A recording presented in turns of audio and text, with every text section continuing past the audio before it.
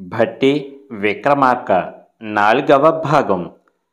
విక్రమార్కుడు బేతాళుణ్ణి క్రిందకు దించి భుజం మీద వేసుకొని బయలుదేరటం.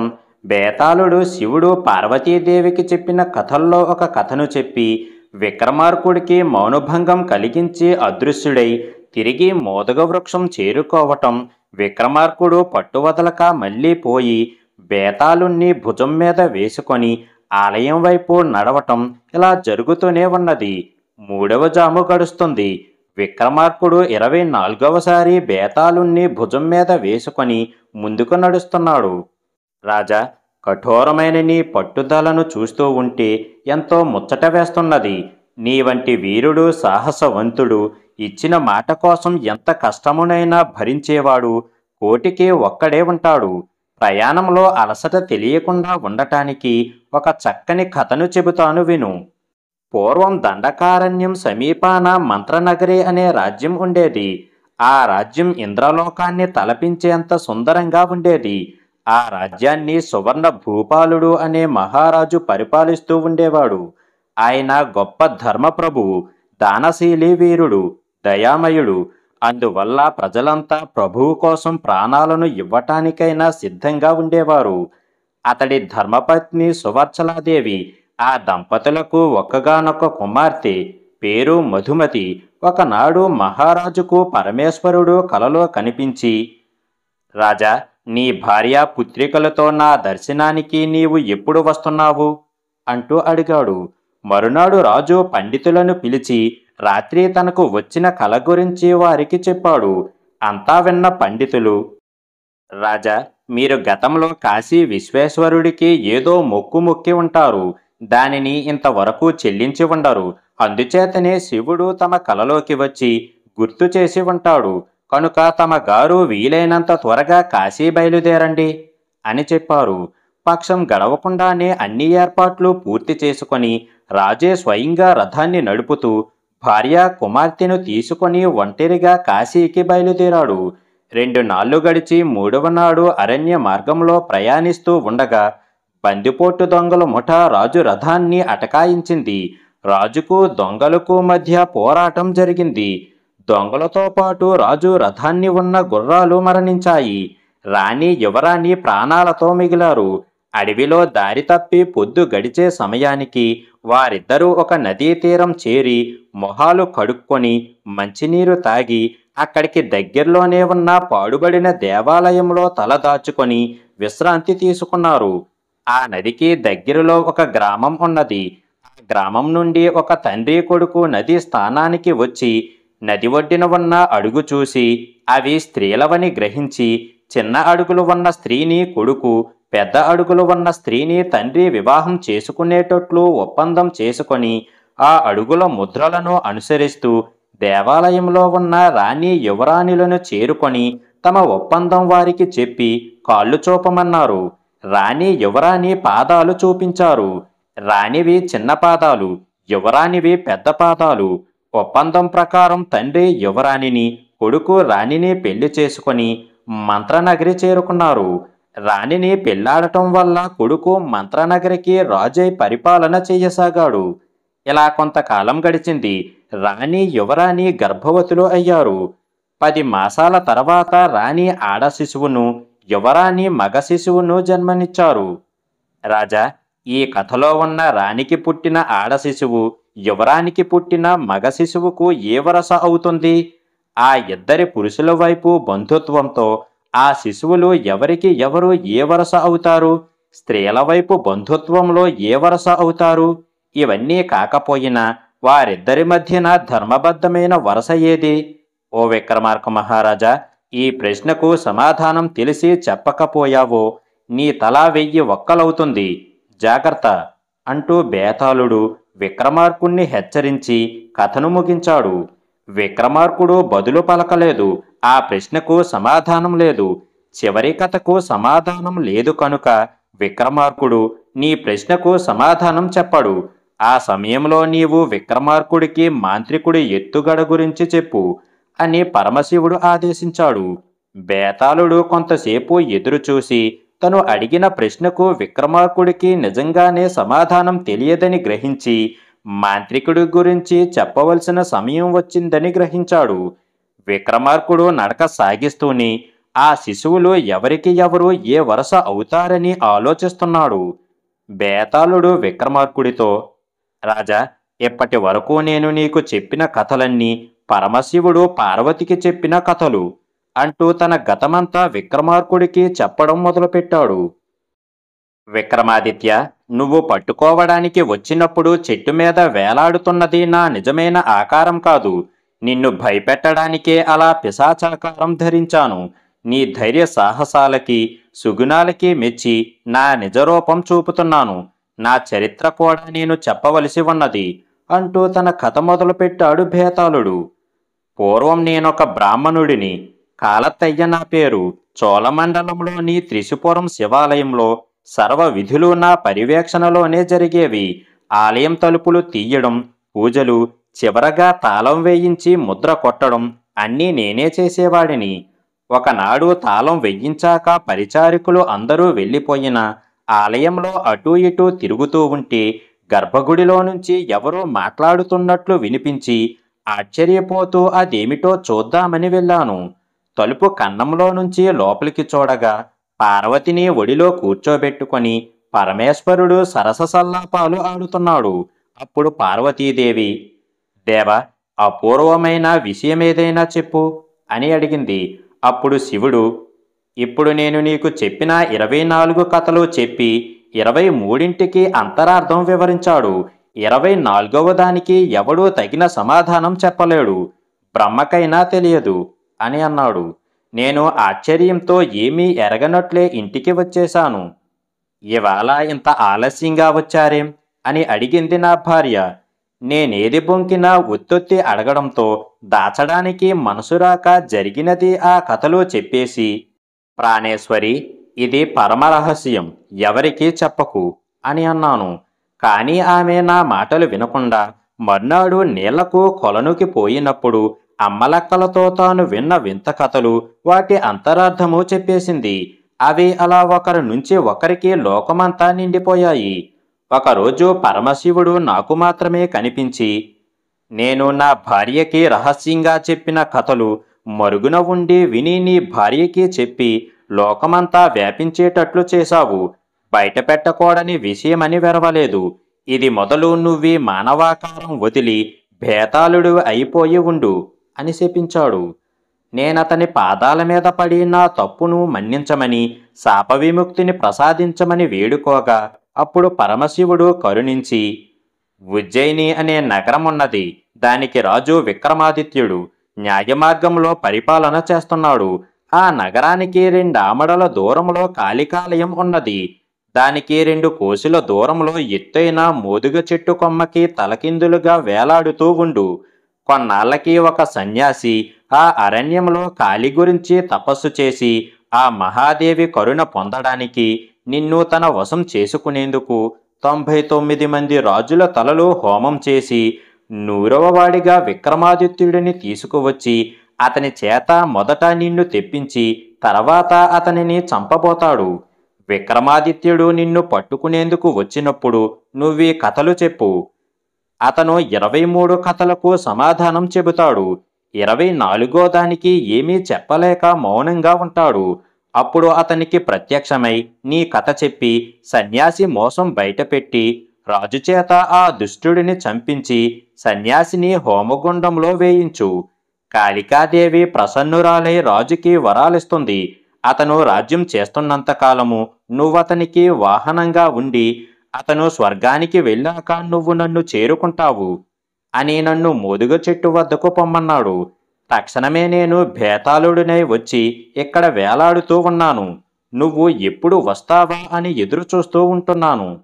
రాజశ్రేష్ఠ, పరమేశ్వరుడి ఆజ్ఞ మేరకు ఇది మొదలు నేను వాహనంగా ఉండి నువ్వు చెప్పిన పనులు చేస్తూ ఉంటాను. నా సేవలను అంగీకరించు అని ప్రార్థించాడు. బేతాళుడి చరిత్ర విని రాజు చాలా ఆశ్చర్యపోయి, బేతాళ, మునుపు నువ్వు బ్రాహ్మణుడివి. శాపవశాన ఇలాంటి ఆకారం కలిగిన ఉత్తముడైన నిన్ను నాకు వాహనంగా అంగీకరించడం, నీ సేవలను అందుకోవటం నాకు తగునా? బ్రాహ్మణ అపరాధం కాదా? ఎలా సమ్మతిస్తాను అని అన్నాడు. రాజా, నువ్వు చెప్పింది న్యాయమే, కానీ ఇప్పుడు నేను బ్రాహ్మణుడిని కాను, పిశాచాన్ని. అదీ కాక నా నాయకుడే అలా నిర్దేశించాడు కనుక నీకు దోషం అంటదు. ఇది మొదలు నువ్వు నాకు ప్రభువి, నేను నీ సేవకుడిని, అంగీకరించు అని బేతాళుడు వేడుకొని అతన్ని ఒప్పించాడు. ఆ తరువాత, ప్రభు, నిన్ను ప్రార్థించి తన వద్దకు రప్పించిన సన్యాసి బహుమోసగాడు. నిన్ను బలివ్వడానికే నీ సాయం కోరాడు. కాళికాదేవి ప్రత్యక్షమై వరం కోరుకోమంటే నీ రాజ్యానికి తాను అధిపతి కావాలని, నన్ను తన వశంలో ఉండాలని, కోరినప్పుడు కాళీ దర్శనమిస్తూ ఉండాలని అడిగాడు. అప్పుడు ఆ ఆదిశక్తి 100 రాజులని కాని ఒక సన్యాసిని కాని హోమం చెయ్యాలంటూ 100వ రాజు ధైర్య సాహస వితరణ సుగుణాలు కలవాడిగా ఉండాలి అన్నది. అలాంటి వాడిని చంపడానికి ముందు బేతాళుడిని తెప్పిస్తే అతను వశమవుతాడని, బేతాళుడు సామాన్యులకి చిక్కడని హెచ్చరించి కాళికాదేవి అంతర్ధానమయ్యింది. ఆ మోసగాడు గుడి ముందు హోమగుండం ఏర్పరిచి నీతో చెప్పినట్లే కపటవాక్యాలు చెప్పి నమ్మించి ఒకరు తక్కువగా 100 మంది రాజుల శిరస్సులను హోమం చేశాడు. నీతో 100 పూర్తి చెయ్యాలని, నిన్ను చంపేందుకే సహాయం నెపంతో రమ్మన్నాడు. నీ చేత నన్ను పట్టించి తెప్పించి తర్వాత నిన్ను వధించాలని అతని ప్రణాళిక. నీకు నేను కట్టుబడ్డాను. ఇది ఈశ్వరాజ్ఞ. రాజా, నువ్వు సన్యాసి మాయకు లోబడక యుక్తిగా వాడిని వధించు. కాళీ ప్రత్యక్షమై వరమిస్తుంది. నన్ను దగ్గరించుకొని నువ్వెంతటి పనులనైనా చేస్తూ రాజ్యం పాలించవచ్చు చెప్పాడు బేతాళుడు. రాజు ఆశ్చర్యపోయి, ఆ సన్యాసి ఇంత మోసగాడ, నన్ను చంపడానిక ఇంత కపటం పూనాడు, వాడిని వధించే ఉపాయం కూడా నువ్వే చెప్పు అని అన్నాడు. విక్రమార్క మహారాజా, నన్ను పట్టుకుపోయి వాడి ముందు విడువు. నేను వాడికి విధేయుడైనట్లు నటిస్తాను. వాడు సంతోషించి నిన్ను గుడి ముందు ఉన్న కోనేటిలో స్నానం చేసి రమ్మంటాడు. అలాగే చేసిరా. కత్తి మాత్రం వదలకు సుమా. స్నానం చేసి వచ్చాక కాలికి ప్రదక్షిణం చెయ్యించి నిన్నా దేవికి మొక్కమంటాడు. మొక్కావో ముప్పు వచ్చింది, ఎలా మొక్కాలో తెలియదని మొక్కి చూపెడితే అలా చేస్తానని చెప్పు. నీకు నేర్పడానికి సన్యాసి కాళీ ఎదుట సాగిలపడి సాష్టాంగ నమస్కారం చేస్తాడు. ఆలోచించక, క్షణం ఆలస్యం చెయ్యక తటాలున వాడి శిరస్సు నరికేయి. ఆ తలని మండుతున్న హోమగుండంలో వెయ్యి. ఆదిశక్తి అయిన కాళీ నీకు ప్రత్యక్షమై వరాలిస్తుంది. ఆ తర్వాత నిర్భయంగా ఉజ్జయిని వెళ్ళిపోవచ్చు అని బేతాళుడు చెప్పగానే విక్రమార్కుడు అతన్ని భుజం మీద పెట్టుకొని తన కోసం ఎదురుచూస్తూ హోమగుండం వద్ద ఉన్న సన్యాసి ముందు దింపి, స్వామి, మీరు చెప్పినట్లే బేతాళుణ్ణి తెచ్చాను అని అన్నాడు. అప్పుడు సన్యాసి సంతోషించి, అదే నేను కోరుకున్నది, కోనేటిలో స్నానం చేసిరా అని అన్నాడు. విక్రమార్కుడు స్నానం చేసి వచ్చాక, కాలికి మొక్కు అని అన్నాడు. మీరు ముందు మొక్కి చూపించండి, తెలుసుకుంటాను అని అన్నాడు. సన్యాసి సాష్టాంగ పడగాని వాడి తల నరికి హోమం చేశాడు. భద్రకాళి ప్రత్యక్షం అవగా పులకించి స్తోత్రం చేశాడు. అప్పుడు ఆమె, నీ ధైర్య సాహసాలకి సంతోషించాను. నీ మీద కరుణతో వరమిస్తున్నాను, కోరుకో అని అన్నది. అంబా, క్రూరుడైన ఈ సన్యాసిచే చంపబడిన రాజులందరూ బ్రతికేటట్లు, వారికి నాకు సకలైశ్వర్యాలు కలిగేటట్లు, నా రాజ్యంలో జనులు ఏ బాధ లేకుండా సుఖంగా ఉండేటట్లు, నేను తలచినప్పుడు నువ్వు దర్శనమిస్తూ నన్నెప్పుడూ రక్షిస్తూ ఉండేటట్లు వరమియ్యి అని ప్రార్థించాడు. అతనికి ఆ వరమిచ్చింది కాళీ. మృతులై జీవించిన రాజులు లేచివచ్చి కాళీని పూజించి విక్రమార్కుణ్ణి కొనియాడి తమ నగరాలకు వెళ్ళిపోయారు. కాళీ అతన్ని చూస్తూ, కుమారా, ఇక నీకు భయం లేదు. ఎప్పుడూ నిన్ను నేను రక్షిస్తూ ఉంటాను. మహాసమర్థుడైన బేతాళుడు నీకు వశుడై నువ్వు చెప్పిన పనులన్నీ అవలీలగా చేస్తూ ఉంటాడు. న్యాయశీలుడివై రాజ్యపాలన చేస్తూ సుఖంగా ఉండు అని చెప్పి మాయమయ్యింది కాళీమాత. విక్రమార్కుడు కాలిచే వరాలు పొంది బేతాళుడిని వశపరుచుకొని నిర్విచారుడే ప్రజారంజకంగా పరిపాలించసాగాడు. భోజరాజా, ఆ విక్రమార్కుడికి ఉన్న సుగుణ సంపద నీకు ఉంటే ఈ సింహాసనం అధిష్ఠించు, లేదా దిగిపో అన్నది ఆ ప్రతిమ. ఆ కథలు విని ఆశ్చర్యపోయిన భోజరాజు ఆనాటికి ముహూర్తం దాటిపోవడంతో సింహాసనం ఎక్కడం విరమించుకున్నాడు. తర్వాత రోజు భోజరాజు ఆ సింహాసనాన్ని అధిష్ఠించడానికి వచ్చాడు. అప్పుడు మూడో మెట్టు మీద కాలు మోపబోతూ ఉంటే దాని మీద ఉన్న సాలభంజిక, రాజా, నా పేరు కోమలవల్లి, విక్రమార్కుడి గుణగణాలు మరికొన్ని విను అంటూ అతన్ని నిలబెట్టింది. భట్టితో కలిసి ప్రజారంజకంగా పరిపాలిస్తున్న విక్రమార్కుడిని పొగడని వారే లేరు. అతనిని స్తోత్రం చేయడం ఎవరి తరమూ కాదు. అయినా కవులు పండితులు స్తోత్రాలు చేసేవారు. ఆ కాలంలోనే ఉజ్జయినిలో గోవింద శర్మ అనే బ్రాహ్మణుడు సకల శాస్త్రాలు చదివిన సదాచార సంపన్నుడు. అతనికి సంతానం లేదు. అందుకు ఎప్పుడూ సత్కార్యాలు చేస్తూ భగవంతుణ్ణి ప్రార్థించేవాడు. దేవుడు దయవల్ల అతనికి ఒక కొడుకు పుట్టాడు. ఆ దంపతులు ఎంతో సంతోషించి అల్లారు ముద్దుగా పెంచుతూ ఆయా కాలాలలో జరిపించవలసిన విధులు జరిపించేవారు. తండ్రి అతనికి తెలిసిన విద్యలన్నీ కొడుక్కి నేర్పుతాడు. కుర్రవాడు 14వ ఏట గోవింద శర్మ వాడిని సముద్ర స్నానానికి తీసుకువెళ్ళగా ఒక ముసలి పట్టుకొని నీటిలో మాయమయ్యింది. గోవింద శర్మ గుహులున ఏడుస్తూ, భగవంతుడా, నా వంశం వృద్ధవడానికి కారణమైన నా ఏకైక పుత్రుడిని ఇలా చెయ్యడం న్యాయమేనా? నా పట్ల నీకెందుకింత నిర్దయ కలిగింది? నీకేం పాపం చేశాను? విక్రమార్కుడు న్యాయశీలుడని, అతని పాలనలో ఇటువంటి అకాల మరణాలు సంభవించవని వాడుక. మరి ఈ అన్యాయం ఎలా జరిగింది? ఈ తప్పు రాజు వల్లనే జరిగింది అనిపిస్తుంది. అతనికే చెప్పి ఏడ్చుకుంటాను అని రాజు దగ్గరికి వెళ్ళాడు. భటులతో రాజుకి తన గురించి కబురు పంపగా రాజు మొగసాలకు వచ్చి ఏడుస్తున్న బ్రాహ్మణుణ్ణి చూసి, అయ్యా, ఎందుకు ఏడుస్తున్నారు అంటూ అడిగాడు. గోవింద శర్మ రాజువైపు కోపంగా చూస్తూ, విక్రమార్క, నువ్వు న్యాయశీలుడువని, నీచే పాలించబడే దేశంలో చోరబాధలు, దుర్మరణాలు, అకాల మరణాలు ఉండవని లోక ప్రసిద్ధి.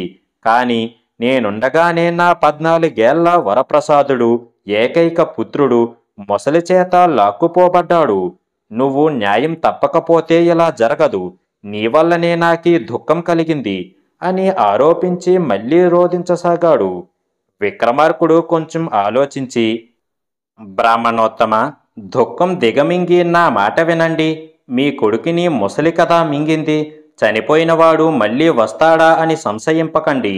ఎలాగైనా ఎక్కడికి వెళ్ళైనా త్వరలోనే మీ పుత్రుణ్ణి తెచ్చి ఇస్తాను అని మాట ఇచ్చాడు. బ్రాహ్మణుడు అతన్ని ఆశీర్వదించి వెళ్ళాక రాజు భట్టిని పిలిచి జరిగింది చెప్పి, నేను బ్రాహ్మణ కుమారుడిని తీసుకురావడానికి వెళ్తున్నాను. వచ్చే వరకు రాజ్యపాలన చూడు అని చెప్పి కాళికాలయానికి వెళ్ళి దేవికి నమస్కరించి ఎన్నో విధాలుగా స్తోత్రం చేశాడు. కాళీ ప్రత్యక్షమై, ఏం కావాలో కోరుకోనాయనా అని అన్నది. విక్రమార్కుడు తాను గోవింద శర్మకు చేసిన వాగ్దానం గురించి చెప్పి, అసాధ్యమైన పనికి పూనుకున్నాను తల్లి. ఆదిశక్తి, ఈ మహత్కార్యం నీ దయతో కానీ నెరవేరదు. నీ పాదాలను ఆశ్రయించాను అని సాష్టాంగపడ్డాడు. అప్పుడు కాళీ, కుమారా, భయం చెందకు. నువ్వు తలపెట్టిన కార్యం సఫలం అయ్యేటట్లు చేస్తాను అంటూ ఒక విభూది ఉండ, ఒక రత్నకంబలి ఇచ్చి వాటిని ఎలా ఉపయోగించాలో చెప్పి, కార్యసిద్ధి, ఎన్నో లాభాలు కలుగుతాయి అని ఆశీర్వదించి అంతర్ధానమయ్యింది. అప్పుడు రాజు బ్రాహ్మణుడు చెప్పిన గుర్తుల ప్రకారం అతని కొడుకుని ముసలి మింగిన చోటికి వెళ్ళి దేవుణ్ణి స్మరించి రత్నకంబలని నీటి మీద పరవగా అది తడవక మునగక తేలింది. అతను దాని మీద కూర్చోగాని ఆ కంబలి తనంతట తానే తెప్పలా సముద్రంలోకి పోసాగింది. అలా కొంత దూరం వెళ్ళాక విక్రమార్కుడు తన దగ్గర ఉన్న ఉండలోని విభూతిని కొంచెం తీసి సముద్రపు నీటి మీద చల్లాడు. అప్పుడు సముద్రము అల్లకల్లోలమై పొంగింది. ఆ నీటి మధ్య నుంచి పెద్ద ముసలి వచ్చి రత్నకంబలితో సహా విక్రమార్కుణ్ణి మింగి నీటి లోపలికి పోయింది. అదొక విశాలమైన దేశంలా కనిపించి రాజుకి అదొక ఇంద్రజాలంలా అనిపించింది. ఇది ముసలి కడుపు కాదా, వింతైన దేశమా, మహామాయలా ఉన్నదే అనుకుంటూ చుట్టూ చూసేసరికి అందమైన పట్నం కనిపించింది. ఆశ్చర్యంతో ఆ పట్నంలో ప్రవేశించాడు. విచిత్ర శిల్పాలు, అలంకారాలు, విశేషాలు గల ఆ నగరంలో రాజవీధిలో వెళ్తూ ఉంటే తన 7 బాలకులతో ఎదురుగా వస్తున్న బ్రాహ్మణ బాలకుడు ఒకడు, రాజశేఖర, ఆగు, నువ్వు భూలోకంలో ప్రసిద్ధి చెందిన విక్రమార్క మహారాజువి కదా అని అడిగాడు. రాజు విస్మయం చెంది, అవును, నిజమే, కాని నువ్వెవరివి? నేనెప్పుడూ ఎరగని ఈ నగరంలో ఉన్న నీకు నా గురించి ఎలా తెలుసు అని అడిగాడు. అందుకు ఆ బాలుడు నవ్వుతూ, నేను నీ రాజధాని ఉజ్జయినిలో ఉన్నవాడిని, గోవింద శర్మ అనే బ్రాహ్మణుడి ఏకైక కుమారుడిని. సముద్రంలో స్నానం చేస్తూ ఉంటే ఒక ముసలి నన్ను మింగింది. ఎలాగో ఇక్కడికి చేరాను. పౌరులను అడగగా ఇది నాగలోకమని తెలిసింది. దీనికి అధిపతి నాగేశ్వరుడు. వీళ్ళంతా నాగకుమారులే అయినా మానవాకారాలతోనే ఉన్నారు. నా తండ్రి పుత్రశోకంతో తల్లడిల్లిపోతూ సజీవుడై ఉన్నాడా? నువ్వు ఇక్కడికి ఎలా వచ్చావు? ఎందుకు వచ్చావు అని అడిగాడు. నేను నీకోసమే వచ్చాను. శ్రమ లేకుండా మొదటే నువ్వు నాకు కనిపించటం శుభసూచకం. నువ్వు ఇక్కడే ఉండనక్కర్లేదు. రా పోదాం. నిన్ను నీ తండ్రికి అప్పగించి అతని దుఃఖం పోగొడతాను అని విక్రమార్కుడు అనడంతో అతను నాగకుమారులను ఒప్పించి రాజుతో బయలుదేరాడు. రాజు పరాశక్తి ఇచ్చిన విభూతిని కొంచెం జల్లేసరికి వారు ముసలి నోటి నుంచి సముద్రంలోకి వచ్చారు. రత్నకంబలి పరవగానే వాళ్ళిద్దరూ నీటి మీద తేలసాగారు. కాని అది సరిగా తీరానికి చేరడం లేదు. ఉన్నట్లుండి పెనుగాలు రేగి అలలు చెలరేగడంతో కంబలి ఇష్టం వచ్చినట్లు కొట్టుకుపోయి చాలా దూరం పోయి ఒక దీవి గట్టున ఆగింది. ఆ దీవి వృక్షాలు లతలతో చాలా అందంగా ఉన్నది. వాళ్ళు ఆ దీవిలో కొంత దూరం వెళ్ళగా ఒక చక్కని పట్నం కనిపించింది. అక్కడొక బ్రాహ్మణుడి ఇంట్లో బస చేసి విశ్రమించి, ఈ నగరం అలంకరించబడి ఉండటానికి కారణం ఏమిటి అంటూ విక్రమార్కుడు ఆ నగరం గురించి అడిగాడు. అయ్యా, ఇది పుష్కర ద్వీపం. దీనికి అధిపతి శంభురాజు. అతను ఎన్నో వ్రతాలు చేశాక లోకమోహిని అనే కుమార్తె జన్మించింది. ఆమెకు యవ్వనం వచ్చినందువలన పెళ్లి చెయ్యాలని రాజు స్వయంవరం ఏర్పాటు చేశాడు. అందుకే పట్నం ఇలా అలంకరించబడి ఉండి దేశ దేశాల నుంచి ఓడల మీద ఎందరో వచ్చి బస చేశారు. ఆ రాజకుమార్తె ఎవరి మెడలో పూలమాల వేస్తుందో మీరు కూడా ఆ వేడుక చూసిపోవచ్చు అన్నాడు ఆ ఇంటి బ్రాహ్మణుడు. విక్రమార్కుడికి స్వయంవరానికి వెళ్ళాలి అనిపించి, నేను పని మీద వెళుతున్నాను, తిరిగి వచ్చే వరకు ఈ బ్రాహ్మణ బాలకుడిని చూడండి అని అతన్ని అప్పగించి కొంత ధనమిచ్చాడు. తానొక్కడే పట్నానికి బయలుదేరి వెళ్ళి బేతాళుడిని తలుచుకొని అతని సాయంతో అవసరమైనవన్నీ తెప్పించి వర్తకుడి వేషంలో విలువైన రత్నాలతో కూడిన పెట్టి పట్టుకొని స్వయంవర భవన ద్వారం వద్దకు వచ్చాడు. విలువైన ఆ రత్నాలను చూసి స్వయంవరానికి వచ్చిన రాజులు బేరమాడుతూ ఉంటే స్వయంవర ముహూర్తం సమీపించిందని సూచిస్తూ వాయిద్యాలు మోగాయి. రత్నాల వర్తకుడు తాము వచ్చే వరకు ఉండడేమో అనే అనుమానంతో వారు అతన్ని కూడా స్వయంవరం సభలోకి తీసుకుపోయారు. అతను వర్తకుడిలా కూర్చొని విశేషాలు చూడసాగాడు. లోకమోహిని సౌందర్యరాణిలా వస్తూ ఉంటే రాజులందరూ తదేక దృష్టితో చూస్తూ ఉండిపోయారు. ఆమె ఒక్కొక్కరిని చూస్తూ వచ్చి వర్తకుడి వేషంలో ఉన్న అతని రూపానికి, లక్షణాలకి తన మనసు అతని మీద లగ్నం కాగా తన చేతిలోని పూలమాలిక విక్రమార్కుడి మెడలో వేసేసింది. రాజులందరూ అది అవమానంగా భావించి మనులు కొనుక్కోకుండానే వర్తకుడిని వదిలి వెళ్ళిపోయారు. తన కుమార్తె చేసిన అకార్యానికి ఏమీ తోచక శంభురాజు తత్తరపాటుతో ఉండిపోయాడు. రాజుల మధ్య కూర్చున్న అతనిని రాజుగా భావించి అతని రూప లక్షణాలకి ఆకర్షించబడి ఆ వర్తకుడిని వరించి నా తండ్రికి ఎంత తలంపులు తెచ్చాను అని రాజకుమారి అంతఃపురంలో తన శయ్య మీద పడుకొని విలపించసాగింది. శంభురాజు మంత్రిని ఏం చెయ్యాలని అడిగాడు. అందుకతను, మీరు ప్రతిజ్ఞ చేసిన ప్రకారం అతనికి ఇచ్చి వివాహం చెయ్యవలసిందే. విధి ఇలా ఉండగా మనమేం చెయ్యగలం? ఆమె పూర్వజన్మ పుణ్యమింతే అని పెళ్లి చేసి పంపేయడమే కర్తవ్యం అని అన్నాడు. అంతలో లోకమోహిని తండ్రి వద్దకు వచ్చి, తండ్రి, ప్రమాదవశాత్తు పెద్ద పొరపాటు చేశాను. మీకు అపఖ్యాతి తెచ్చాను. జరిగిన దానికి విచారించి ప్రయోజనం లేదు. వరించాను కనుక నేనతని భార్యని. అతని ముఖ లక్షణాలు చూడగా మహారాజులాగే తప్ప వర్తకుడిలా అనిపించలేదు.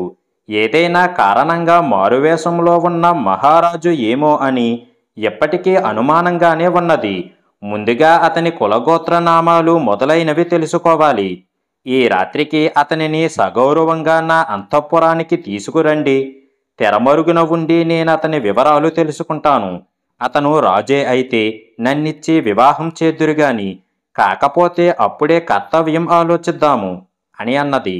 రాజు అలాగే ఏర్పాటు చేయించి వర్తకుడిని రప్పించి, అయ్యా, ఎందరో గొప్ప రాజులు ఉండగా నా కూతురు నిన్ను వరించింది.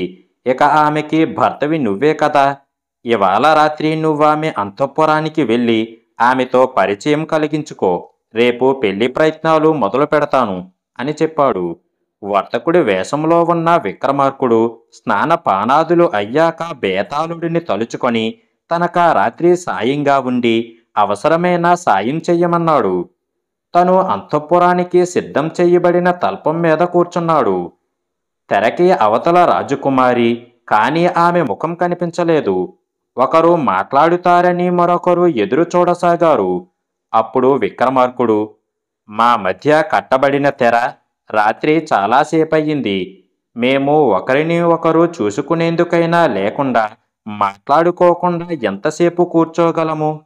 కాలం గడవటానికి నువ్వే ఏదైనా కథ చెప్పు అని అన్నాడు. బేతాళుడు ఆ తెరలో ప్రవేశించి, అయ్యా, మీరు కథ చెప్పమన్నారు, కానీ ఎలా చెప్పగలను? నన్ను ముక్కలు కోసి దారాలతో కట్టి మీ మధ్య అడ్డంగా ఉండేలా బంధించి కట్టారు. అందువల్ల నాకు చాలా బాధగా ఉన్నది. ఏమీ చెప్పలేను అని అన్నాడు. తెర మాట్లాడేసరికి లోకమోహిని ఆశ్చర్యపోయింది. తెరచేతనే మాట్లాడించగల ఈ వ్యాపారి సామాన్యుడు కాదని భావించి, ఇంకా ఏం వింతలు చూడవచ్చునో అని చెలికెత్తెలను పిలిచి తెరను విప్పి కింద ఉంచమన్నది. వాళ్ళు ఆ విధంగా చేసి తెరను తీశాక ఆ వర్తకుడు, దయామయి అయిన రాజపుత్రి నీ బాధ తెలిసి కట్లు విప్పింది కదా, ఇంకా ఆలస్యం చెయ్యక కథ చెప్పు అని అన్నాడు. ఇప్పుడు కొంచెం సులువుగానే ఉన్నది. మీరడిగినప్పుడు నాకు తెలిసినదేదో నేను చెప్పాలి కదా. సరే, వినండి అని మొదలుపెట్టింది తెర. చంద్రనగరం అనే చక్కని పట్నానికి రాజైన చంద్రశేఖరుడు ధర్మంగా పరిపాలించేవాడు. అతనికి భార్యలు చాలామందున్న సంతానం కలగలేదు. దాన ధర్మాలు పూజలు ఎన్నో చేయించగా చివరికి దైవానుగ్రహం వల్ల ఒక కొడుకు కలిగాడు. అతనికి కాంతిరూపుడని పేరు పెట్టి సకల విద్యలు నేర్పించాడు. పెళ్ళీడు వచ్చాక తగిన కన్యను వెతకబోతే ఎక్కడా కనిపించలేదు.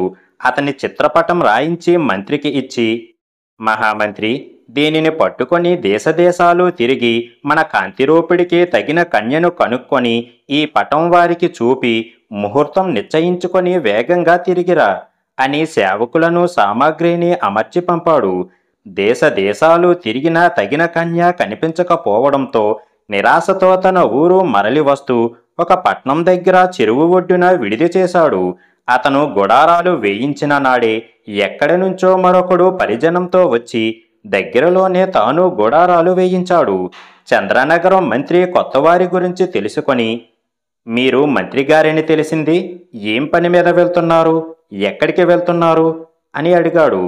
అందుకు అతను, అవును, మహేంద్రపురం అధిపతి ఇంద్రసేనుడి మంత్రిని. నా పేరు విశ్వావసుడు. మా రాజుకి లేకలేక కలిగిన కాంతిరూపిణి సౌందర్యాన్ని ప్రజలని వర్ణించటం ఎవరి తరమూ కాదు. ఆమెకు తగిన వరుడు ఎక్కడా కనిపించక ఆమె చిత్రపటం రాయించి ఇచ్చి తగిన రాజకుమారుడిని వెతికి తెమ్మని రాజు నన్ను ఇలా పంపాడు. ఎందరో రాజకుమారులను చూశాను, కానీ కాంతిరూపునికి తగినవాడు ఎక్కడా లభింపలేదు. పురానికి తిరిగిపోతూ ఇక్కడ విడిది చేశాను. మీ వృత్తాంతం ఏమిటి మరి అని అడిగాడు. గుణాఢ్యుడు తాను తిరుగుతున్న పని గురించి చెప్పాడు. అలా వాళ్ళిద్దరూ కలవడం దైవ సంకల్పంగా భావించి తమ వద్దనున్న చిత్రపటాలను పక్కపక్కన ఉంచి అవి ఒకదానితో ఒకటి చక్కగా అమిరాయని, వాళ్ళ దాంపత్యం అన్యోన్యంగా ఉంటుందని, అప్పుడే అక్కడే బ్రాహ్మణుల చేత ముహూర్తం నిశ్చయింపజేసి శుభలేఖలు వ్రాయించి పటాలు మార్చుకొని తమ నగరాలకు పోయి మంత్రులు రాజులకి అవి సమర్పించారు. చంద్రశేఖరుడు ఇంద్రసేనుడు చాలా సంతోషించి వివాహం జరిపించారు. పెళ్ళయ్యాక చంద్రశేఖరుడు కొడుకుని కోడలిని తన పట్నం తీసుకువచ్చి చక్కని భవనంలో ఉంచి నిర్విచారంగా గడపమన్నాడు. ఒకనాడు ఆ భార్యాభర్తలు పున్నమి వెన్నెలలో క్రీడించి అలసి ఆరుబయట నిద్రపోతూ ఉండగా ఆకాశంలో విహరిస్తున్న దేవకాంతలు కిందకి చూసి వారి అద్భుతమైన దేహకాంతులకి ఆశ్చర్యపోయి మేడ మీద దిగారు. వారు కాంతిరూపుడిని మోహించి, ముల్లోకాలకి ఇతనే సుందరుడు, ఇలాంటి వాడితో కామఖేలి సుఖం అనుభవించలేని స్త్రీ జన్మ ఎందుకు పనికిరాదు, మనమితనని దేవలోకం తీసుకుపోయి వంతుల వారీగా ఇతనితో సుఖిద్దాము అని తమ మహిమతో భార్యకు తెలియకుండా కాంతిరూపుడిని తమ లోకానికి తీసుకుపోయారు అని చెప్పి, స్వామి, ఈ కథ నాకింతవరకే తెలుసు, ఆ పైన తెలియదు అనేశాడు బేతాళుడు తెర రూపంలో ఉండి. ఆ కథ వింటున్న లోకమోహిని, అయ్యో తర్వాత ఏం జరిగిందో, కాంతిరూపుడు ఏమయ్యాడో అనుకుంటూ ఉంటే అప్పుడు వర్తకుడు, తెర, కథ మధ్యలో నిలిపేశావు, తర్వాత ఏం జరిగిందోనని చాలా కుతూహలంగా ఉన్నది, ఎవరు చెబుతారింకా అని అడిగాడు. అందుకు ఆ తెర, అదుగో ఆ శయ్య వద్ద ఉండే దీపపు సమ్మె చెప్పగలదు అని అన్నది. అప్పుడు ఆ వర్తకుడు, ఓ దీపపు సమ్మె, తెర కొంత భాగం చెప్పి కథ మధ్యలో ఆపేసింది, మిగిలినది చెప్పి మాకు సంతోషం కలిగించు అని అన్నాడు. బేతాళుడు ఆ దీపపు సమ్మెలో చేరాడు. అయ్యో, ఈ రాజకుమారి పెద్ద దీపం పెట్టి కూర్చున్నది, వేడితో కాగిపోతున్నాను, ఇంక కథ ఎలా చెప్పగలను అన్నది సమ్మె. తెరచీర దీపపు సమ్మె మాట్లాడటము, కథలు చెప్పడమును, ఇతనెవరో గొప్పవాడిలా ఉన్నాడు, ఇంకా ఏ వింతలు చేస్తాడో చూద్దాము అని రాకుమారి సమ్మెలోని దీపం ఆర్పి వచ్చి కూర్చున్నది. వర్తకుడు అది చూసి, ఈమె దీపం ఆర్పి నీ ఇష్టం తీర్చింది కదా, ఇక కథ తరువాయి భాగం చెప్పు అని అన్నాడు. దేవకాంతలు తన భర్తను తీసుకుపోయిన విషయం తెలియక కాంతిరూపిణి అంతఃపురమంతా వెతికించింది. ఎక్కడా కనిపించకపోవడంతో దిగులుపడి మామగారికి ఆ దుర్వార్త తెలియపరిచింది. చంద్రశేఖరుడు సేవకుల చేత ఎంత వెతికించినా కాంతిరూపుడు కనిపించక విచారంతో రాజ్యపాలనలో ఇచ్చలేక తల్లడిల్లిపోసాగాడు. కాంతిరూపిణి విరక్తితో భర్తను స్మరిస్తూ నిష్ఠతో కాలం గడపసాగింది. దేవకాంతలు కాంతిరూపుణ్ణి తమ లోకం తీసుకుపోయాక రోజుకి ఒకరి వంతుగా అతనితో రతి సౌఖ్యం అనుభవించసాగారు. చేసేది లేక అతను వారితో సకల భోగాలు అనుభవించసాగాడు. కొన్నాళ్ళు అలా గడిచాక దేవకాంతలు ఒక చోట చేరి మాట్లాడుకోసాగారు. మనమొక తప్పు చేశాము, అగ్నిసాక్షిగా పెళ్లాడిన భార్యకు తెలియకుండా ఇతన్ని తీసుకువచ్చేశాము. ఆమె పతి కోసం ఎంత దుఃఖిస్తున్నదో ఏమో, ఇతనిని మనం వదులుకోలేము, కనుక ఆమెను కూడా మనలో కలుపుకొని ఆమెకు కూడా ఒకనాడు వంతు ఇవ్వటం న్యాయం. అలా అయితే ఆమె కూడా వారానికి ఒకనాడు కామ సుఖాలను అనుభవించగలదు. ఇలా చెయ్యకపోతే మనకి మహాపాపం వస్తుంది అని అన్నది. మిగిలిన వారు ఆమె అభిప్రాయంతో ఏకీభవించారు. అది మొదలు వాళ్ళు రాత్రులలో భూలోకానికి వచ్చి సముద్ర స్నానం చెయ్యడం అలవాటు. అలా వచ్చినప్పుడు కాంతిరూపుణ్ణి తీసుకువచ్చి అతని భార్యకి పరిచారికులకు స్మృతి లేకుండా చేసి తాము తిరిగి వెళ్ళిపోయేటప్పుడు అతన్ని మళ్ళీ తమతో తీసుకువెళ్ళిపోయేవారు. కాంతిరూపుడితో అతని భార్య దేవతల మాయ వల్ల మాట్లాడలేకపోయినా అతను ఆమెతో క్రీడిస్తూ ఉండేవాడు.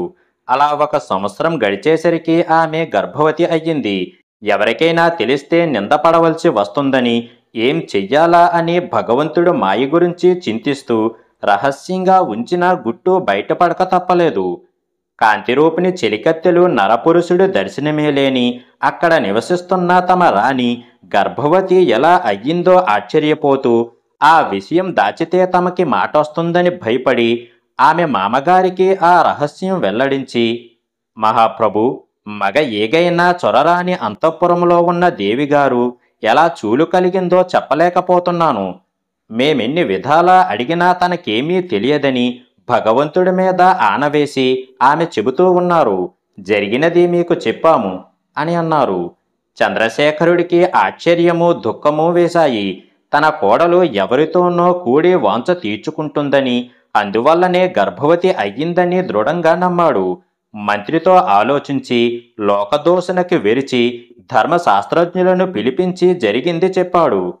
వారు శాస్త్రాలు తిరగవేసి, ప్రభు, భర్త లేనప్పుడు విటుడితో కూడి గర్భవతి అయిన స్త్రీని ఎవరికీ తెలియకుండా అరణ్యానికి పంపివేయడమే ప్రాయశ్చిత్తం అని చెప్పారు. రాజు ఆజ్ఞాపించగా సేవకులు ఆమెను ఘోరమైన అడవిలో వదిలి వచ్చేశారు. అర్ధరాత్రి అరణ్యంలో వదలబడిన కాంతిరూపిణి తన దుర్దశకు విచారిస్తూ భగవంతుణ్ణి స్మరించి ఏ క్రూరమృగానికో ఎర అయ్యే ప్రాణాలు వదలాలని పులులకి సింహాలకి ఎదురు వెళ్ళిన అవి ఆమెనేమీ చెయ్యక తొలగిపోయాయి. ఇంకేం చెయ్యాలని ఏడుస్తూ నడుస్తూ ఉంటే చంద్రోదయమైనప్పుడు సన్నటి బాట కనిపించింది. దాని వెంట వెళ్ళిన పట్నమేదీ కనిపించక శ్మశాన భూమి ఎదురయ్యింది. ఇలా కష్టాలు పడటం కంటే ఆ చితిలో పడి చనిపోవటం మేలు అనుకున్నది. అంతలో ఎవరో స్త్రీ రోదిస్తున్నట్లు వినిపించింది. అది ఏ పిశాచమో దుష్టగ్రహమో అని, అది రాకముందే చనిపోవాలని మంటలో ఉరకబోతూ ఉంటే ఒక వృద్ధురాలు పరుగున వచ్చి ఆమె చెయ్యి పట్టుకొని యువతలికి లాగేసింది. ఆమె భయం వదిలి, నువ్వెవరివి? సుకుమారివి, సుందరివి, నువ్వెక్కడికి ఎందుకు వచ్చావు? నీ ఊరు పేరు ముందు చెప్పు. నువ్వు మనిషివైతే నీ వృత్తాంతం చెప్పు. తర్వాత నేను నా వివరం చెబుతాను. భూతానివైతే నన్ను తినేసి నీ ఆకలి తీర్చుకో అన్నది ఆ వృద్ధురాలు. కాంతిరూపిణి తన వృత్తాంతం అంతా చెప్పింది. అది విని వృద్ధురాలు ఆశ్చర్యపోయి, దైవఘటన ఎవరికీ తెలియదు. మహాభోగాలు అనుభవించవలసిన నీకీ గతి పట్టిందా? ఇక మాలాటి వాళ్లకు కలిగే నష్టాలు ఒక లెక్క. ఏ రాజు నిన్ను అడవికి పంపించేశాడో ఇది ఆ రాజు చంద్రశేఖరుడు పాలించే చంద్రనగరమే. రాత్రి కనుక దారులు తెలియక మళ్ళీ ఇక్కడికే చేరావు. నేనీ పట్నంలో వేశ్యని. నా పేరు ధనవతి. ఈ చితి మీద కాలుతున్నది నా కూతురే. ఇవాళ ఉదయమే మరణించింది. పుత్రికా వ్యామోహంతో ఇంట్లో ఉండలేక ఈ చితినైనా చూద్దామని ఏడుస్తూ వచ్చాను. చచ్చినది బతికి రాదు కదా. నా మనవి విను. నువ్వు నా ఇంటికి వచ్చి ఉండు. నిన్ను నా కూతురుగా చూసుకుంటూ కొంత దుఃఖం తగ్గించుకుంటాను. నువ్వెవరివో బయట పెట్టను. వృధాగా చావదలుచుకోవటం మంచిది కాదు. వెళ్దాంరా అని బ్రతిమాలి ఇంటికి తీసుకువెళ్ళి ఆమె తన మనవరాలని ఇరుగు పొరుగు వారికి చెప్పింది ఆ వృద్ధురాలు. కొన్నాళ్లకి కాంతిరూపునికి ప్రసవ వేదన ప్రారంభమయ్యింది. వేశ్య మంత్రసానిని రప్పించి దానితో రహస్యంగా, ఈమెకి కలిగే బిడ్డ ఆడబిడ్డ అయితే మంచిది. మగబిడ్డ కలిగితే ఆమెకు తెలియకుండా కర్రబొమ్మనొక దానిని ఆమె పక్కలో పెట్టి బిడ్డను చంపి పూడ్చివెయ్యి అని చెప్పి దానికి బహుమానంగా ధనము కర్రబొమ్మ ఇచ్చింది. కాంతిరూపినికి చక్కని మగబిడ్డ కలిగాడు. మంత్రసాని వేశ్య చెప్పినట్లు చేసి, నీకు పుట్టిన బిడ్డ ఇదే అని కర్రబొమ్మను చూపించగా కాంతిరూపిణి ఆశ్చర్యపోయి, లోకంలో ఇలా ఎక్కడైనా జరుగుతుందా? నా కర్మ కాబోలు అని దుఃఖించింది. మంత్రసాని మగబిడ్డని ఊరు బయట శక్తి గుడి వద్దకు తీసుకుపోయి చంపడానికి చేతులు రాక దగ్గరలోని ఒక పుట్ట పక్కన పడుకోబెట్టి ఇంటికి పోయింది. అంతవరకు చెప్పి, నేను ఇంతవరకే విన్నాను. తర్వాత కథ కావాలంటే లోకమోహిని తలగడ చెప్పగలదు. నాకు తెలియదు అని ఊరుకున్నది దీపపు సమ్మి. వర్తకుడు తల దిండును అడగగా, ఈ సుందరాంగి తన బరువంతా నాపై మోపి ఉండడంతో నాకు ఊపిరి ఆడడం లేదు. ఆయాసంగా ఉన్నది. ఎలా చెప్పగలను అన్నది ఆ తలదిండు. తలగడ కూడా మాట్లాడుతుందే అని మరింత ఆశ్చర్యపోయి రాకుమారి తలగడను తీసి తనకి వర్తకుడికి మధ్య ఉంచి తాను కూడా కూర్చున్నది. అప్పుడు వర్తకుడు, తలగడ, రాజకుమారి నీ సమస్య తీర్చింది. ఇక కథ చెప్పు. సమ్మె చెప్పిన కథని సాగించు అని అన్నాడు. తలదిండు చెప్పడం మొదలుపెట్టింది. మంత్రసాని బిడ్డను పుట్ట దగ్గర వదిలిపోయాక నాగసర్పం ఆ పుట్టలో నుంచి వచ్చి శిశువుకి ఎండ తగలకుండా పడగ పెట్టి ఉంచింది. గుడిలోని మహాశక్తి ఆ బిడ్డకు ఆకలి వేయకుండా చేసి ఆ నగరాధిపతి చంద్రశేఖర మహారాజుకి ఒకసారి కలలో కనిపించి, ఓ రాజా, నా గుడి దగ్గర ఒక మగ శిశువు ఉన్నది. నువ్వా బాలుణ్ణి తెచ్చి పోషించు. నీకు మేలు కలుగుతుంది అని చెప్పగా తెల్లవారక మంత్రులను వారిని రప్పించి తనకి కలిగిన కల చెప్పి అందరినీ తీసుకొని పుట్ట వద్దకు పోయాడు రాజు. అక్కడ చందమామ లాంటి బిడ్డ సర్పంతో ఆటలాడుతూ ఉన్నది. పాము వీరిని చూసి పుట్టలోకి పోయింది. రాజు ఆ శిశువుని తీసుకువెళ్లి భార్యకి ఇచ్చి పెంచమన్నాడు. కొడుకు కనిపించక దిగులుతో ఉన్న రాణి ఆ బిడ్డను ఎంతో ప్రేమగా పెంచసాగింది. విక్రమకేసరి అని పేరు పెట్టి అతనికి సకల విద్యలు, జంతువుల భాషలు కూడా నేర్పించాడు రాజు. అన్ని శుభలక్షణాలు కలిగిన విక్రమకేసరి తనకు వారసుడని, రాజ్యానికి అధిపతి అని రాజు నిశ్చయించుకున్నాడు. 18 ఏండ్లు నిండాక రాజకుమారుడు ఒకనాడు నగరం 4 వీధులు చూసి రావాలని కొందరు మిత్రులతో గుర్రాల మీద బయలుదేరగా అతన్ని చూసి స్త్రీ పురుషులు ఎంతగానో మెచ్చుకున్నారు. అతను వేశ్యవీధిలో ప్రవేశించగానే అతన్ని చూడటానికి ఇంటి ముందు నిలిచి ఉన్న వృద్ధ వేశ్య కాంతిరూపిణులను విక్రమకేసరి చూశాడు. ఆమె లావణ్యానికి అతను ఆశ్చర్యము, మోహము చెంది సేవకుడిని పిలిచి, ఈ రాత్రి నేను ఆ వేశ్య వద్దకు వచ్చి కోరిన ధనమిస్తాను, అంగీకారం తెలుసుకొనిరా అని అన్నాడు. వృద్ధవేశ్య మహద్భాగ్యం అని అన్నదని వాడు జవాబు చెప్పాడు. విక్రమకేసరి ఎంతో సంతోషించాడు.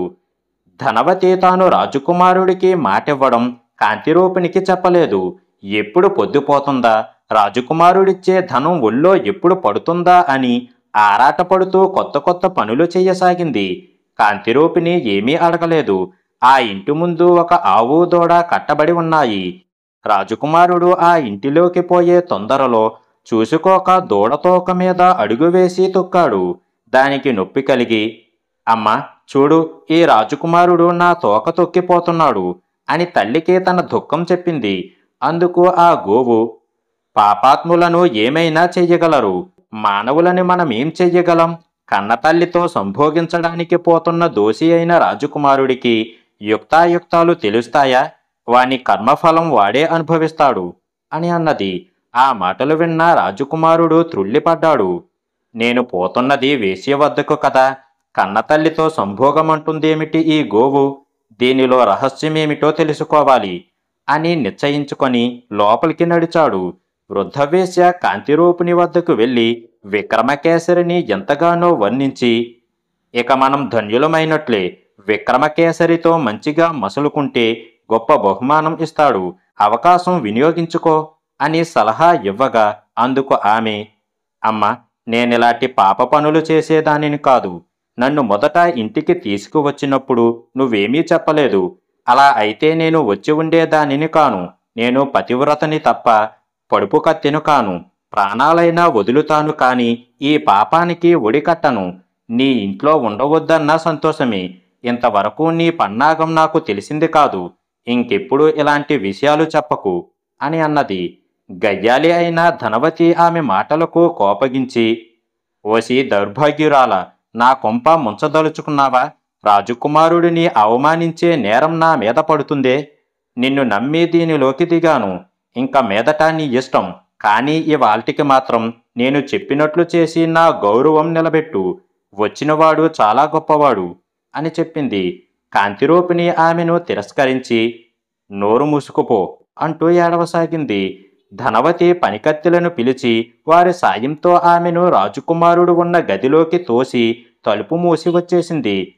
కాంతిరూపిణి మహా దుఃఖంతో దేవుణ్ణి ప్రార్థిస్తూ ఒక్కసారి కన్నెత్తి విక్రమకేసరిని చూసింది. ఆమెకు పుత్రవాత్సల్యం కలిగి గుండెల నుండి స్తన్యము ఎగసి రాజకుమారుడు ముఖము శరీరము తడిసేటట్లు పడింది. రాజకుమారుడికి ఆమెను చూడగానే మాతృభావం ఉదయించింది. అతను వివేకం కలవాడు కావటం వల్ల గోవు చెప్పిన మాటలు, ఆమె చనుబాలు తన మీద చిందడం, తనకామె మీద మాతృభావన కలగడం, వీటిని సమన్వయపరుచుకొని ఆలోచించగా ఈ విషయంలో ఏదో రహస్యం ఉన్నదని గట్టి నమ్మకం కలిగింది. అతనేమీ మాట్లాడకుండా లేచి ఇంటికి పోయాడు. ధనవతి అతనలా వెళ్ళిపోయినందుకు కాంతిరూపిణి అతనితో సరిగ్గా ప్రవర్తించకపోవడం వలని అలా అలిగిపోయాడని భయపడి ఏం ఉపద్రవం సంభవిస్తుందో అని కాంతిరూపిణిని తిట్టిపోసింది. తెల్లవారాక విక్రమకేసరి తాతగారి వద్దకు వెళ్ళగా, వత్స నీ మొహం అలా ఉందే అని అడిగాడు. అందుకు అతను, తాతగారు, నా మనసులో ఇప్పుడు ఒక సందేహం కలిగింది. ఇంతకాలము మీరే నన్ను పెంచారు కనుక మీరే నా తల్లిదండ్రులు అనుకున్నాను. కానీ ఒక కారణం వల్ల అలా కాదేమో అనే అనుమానం కలిగింది. నా తల్లిదండ్రులు మీరో అన్యులో చెప్పి నా మనసులోని అనుమానాలన్నీ తొలగించండి అని ప్రార్థించాడు. అంతవరకు చెప్పకపోయినా అప్పుడు చెప్పడమే మంచిదని చంద్రశేఖరుడు తన కుమారుడైన కాంతిరూపుడికి కాంతిమణితో వివాహం చెయ్యడం నుంచి ఆమె నడివిలో వదిలడం వరకు చెప్పి, కాళీ తనకు కలలో కనిపించి చెప్పిన ప్రకారం అతన్ని పెంచామని వెల్లడించి, దేవి ప్రసాదంతో లభించావు నువ్వు. నిన్నే కొడుకుగా భావించి పెంచాను. నా రాజ్యానికి అధిపతివి నువ్వే. నీకు నీ జన్మ విషయంలో సందేహం ఎందుకు కలిగింది అని అడిగాడు. మన నగరంలో ధనవతి అనే వేశ్య ఉన్నది. దాని పుత్రికను పిలిచి విచారిస్తే తెలుస్తుంది అన్నాడు విక్రమకేసరి. రాజు సేవకులను ధనవతి వద్దకు పంపాడు. వారామెకి రాజాజ్ఞ చెప్పేసరికి గత రాత్రి జరిగిన దానికే తనను విచారించబోతున్నారని భయపడుతూ వచ్చింది. కాంతిరూపిణిని కూడా తీసుకువచ్చింది.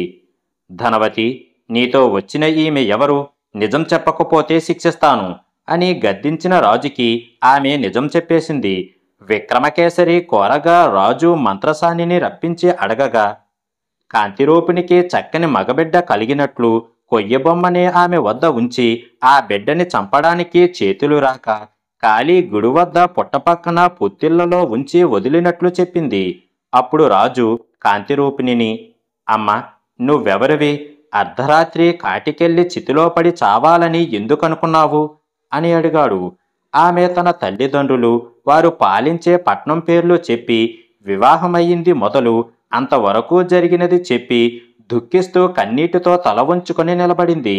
అదంతా విని విక్రమకేసరి, ప్రభు, మీరిప్పుడు వినిన వృత్తాంతాలను బట్టి మీరు పెంచుకున్న బిడ్డ యొక్క వృత్తాంతం అందరికీ తెలిసింది కదా.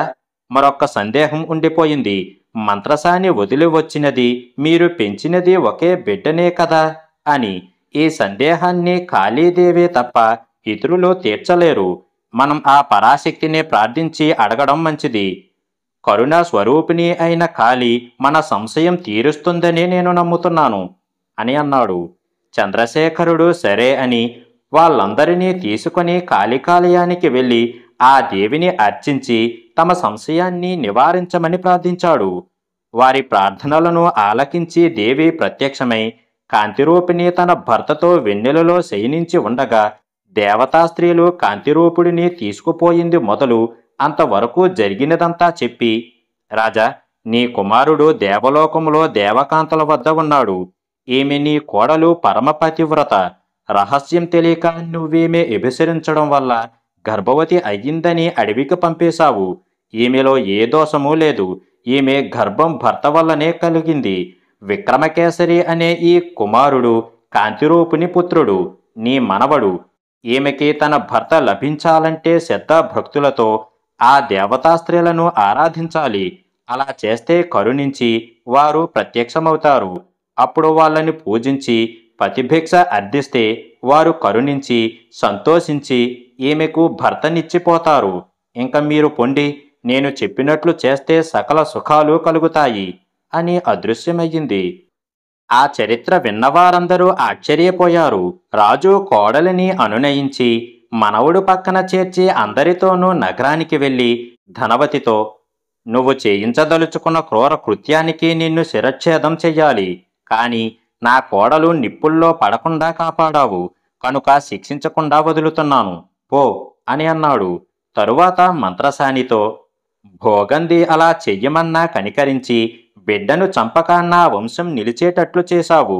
పుణ్యాత్మురాలివి అంటూ దానికి అనేక బహుమానాలు ఇచ్చి నగరంలోనే ఉండమన్నాడు. కాంతిరూపిణి తన తల్లి అని తెలిసిన విక్రమకేసరి ఆమె పాదాల మీద పడి తన నేరాలను మన్నించమని వేడుకొని ఆమెను అంతఃపురానికి పంపాడు. పతివ్రత అయిన కాంతిరూపిణి కాళికాదేవి చెప్పిన ప్రకారం దేవతా స్త్రీలను చాలా భక్తితో ఆరాధించింది. వారికి ఆమె మీద దయ కలిగి ఆమె భర్తను ఇచ్చి తమ లోకానికి వెళ్ళిపోయారు. అతనిని దేవతా స్త్రీలు తీసుకుపోయాక జరిగినదంతా కాంతిరూపిణి చెప్పాక అతను తండ్రి వద్దకు వెళ్ళి తన వృత్తాంతం అతనికి చెప్పాడు. రాజు ఆనందంతో కొడుకును కౌగిలించుకున్నాడు. శుభముహూర్తం చూసి అతనికి పట్టాభిషేకం చేసి తాను నిర్విచారంగా గడపసాగాడు. కాంతిరూపుడు చాలా కాలం రాజ్యపాలన చేస్తూ భార్య పుత్రులతో సుఖంగా జీవించాడు అని తలగడ కథ ముగించినప్పుడు కాసేపు ఆగి, విక్రమార్కరాజా, నాకు తెలిసిన కథ నేను చెప్పాను అని అన్నది. తెర దీపపు సమ్మె తలగడ కథలు చెప్పడంతో ఆశ్చర్యపోయిన రాజకుమారి తలగడ ఆ వర్తకుణ్ణి విక్రమార్కరాజా అని సంబోధించడం గమనించి, ఎలా, ఇతను విక్రమార్కుడా? అయితే నన్ను మించిన అదృష్టశాలి ధన్యురాలు ఈ లోకంలో ఉండదు. అతనికి తప్ప ఇతరులకు ఈ ప్రాణుల చేత మాట్లాడగలిగించే శక్తి ఉండదు. మరి విక్రమార్క చక్రవర్తి ఇలా వర్తకుడు వేషం ధరించవలసిన అగత్యమేమిటి అని మనసులో అనుకుంటూ తటాలున చెయ్యదిగి అతని పాదాలకి నమస్కరించి, ప్రభు, మీరు మారువేషంలో ఉండటం వలన అమర్యాదగా ప్రవర్తించాను. నా నేరాలు మన్నించండి అని ప్రార్థించింది. అతను ఆమెను చూసి నవ్వుతూ, నువ్వు చేసిన నేరమేమీ లేదు. నీ మనసు తెలుసుకునేందుకు, నన్ను నీకు తెలుపుకుందుకు ఇలా వస్తువుల చేత కథలు చెప్పించాను అంటూ తాను అంతఃపురం వదిలింది మొదలు అంతవరకు జరిగిన కథంతా చెప్పాడు. లోకమోహిని ఆ వృత్తాంతం తండ్రిగారికి చెప్పగా శంభురాజు వచ్చి చూసి తగిన మర్యాదలు చేసి ఆ వార్త నగరంలో చాటించాడు. తన కూతురికి విక్రమార్కుడునిచ్చి వివాహం జరిపించాడు. 1 నెల మామగారి ఇంట ఉండి తాను తీసుకువచ్చిన బ్రాహ్మణ పుత్రుడిని సంరక్షిస్తున్న విప్రుడిని రప్పించి అతనిని సన్మానించి భార్యని బ్రాహ్మణ పుత్రుడిని వెంటబెట్టుకొని విక్రమార్కుడు ఉజ్జయిని నగరం చేరుకున్నాడు. తాను ప్రయాణమైనది మొదలు అంతవరకు జరిగినదంతా భట్టి మొదలైన వారికి చెప్పి బ్రాహ్మణుణ్ణి పిలిపించి అతనికి కుమారుడిని కొంత ధనాన్ని ఇచ్చాడు. అతను విక్రమార్కుడిని చూసి, రాజాదిరాజా, ఇలాంటి పనిని సామాన్యులే కాదు, ఎంతో గొప్ప రాజులు కూడా చెయ్యలేరు.